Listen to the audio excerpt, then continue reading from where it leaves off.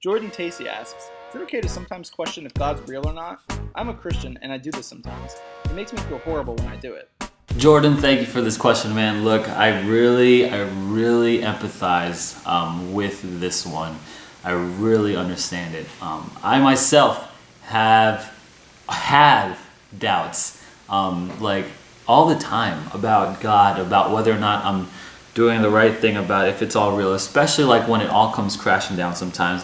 Like it is a real thing. And here's what I kind of want to say to you as a reminder to myself, that there's a couple verses in the Bible that I really have come to find like are really beautiful. Jude 22. Jude is like this tiny little book that everyone forgets about, and there's this small verse at the end of Jude. It's a small book, and it says, "Have mercy, God, to those who doubt, or who have those who don't believe or have trouble unbelieving."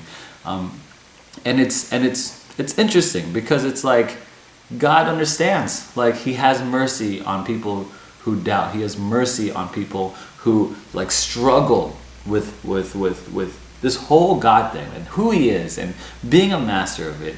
And there's like a genuine struggle, and God answers with a genuine mercy.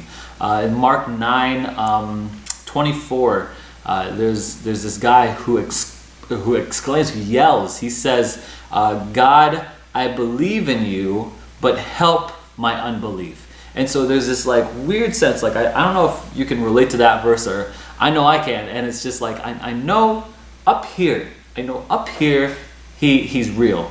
I know He died on the cross for my sins. Jesus died on the cross for my sins. I know all this, like, but it's not here. You know what I'm saying? Like does anyone feel like that, or is it just me? And I'm willing to bet that a lot of people do feel like that.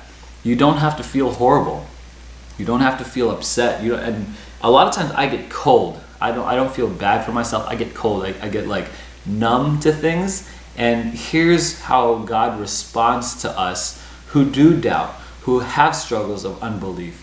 And I don't think I know of any place in the Bible where God reacts violently or angrily, or to people who are doubting, or who just kind of just are unbelieving and just struggling. I know God and Jesus He responds to people like viciously and in anger and fury, to like the self-righteous, the self-absorbed. Those people, like, they get the wrath of God.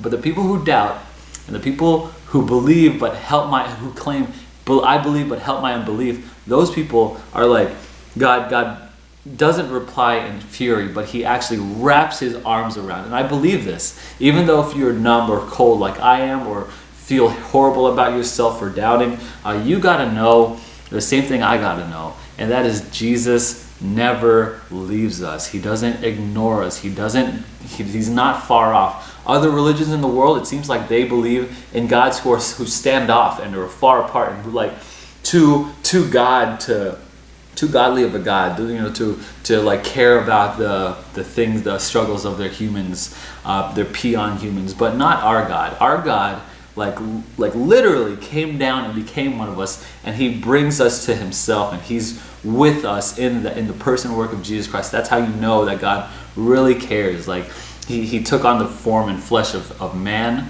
and He lowered Himself, humbling Himself, so that He could be with us and be our representative, and all that. It's just like it's really, it takes a lot of time to really rid yourself of doubt, but I think beautiful things come from it.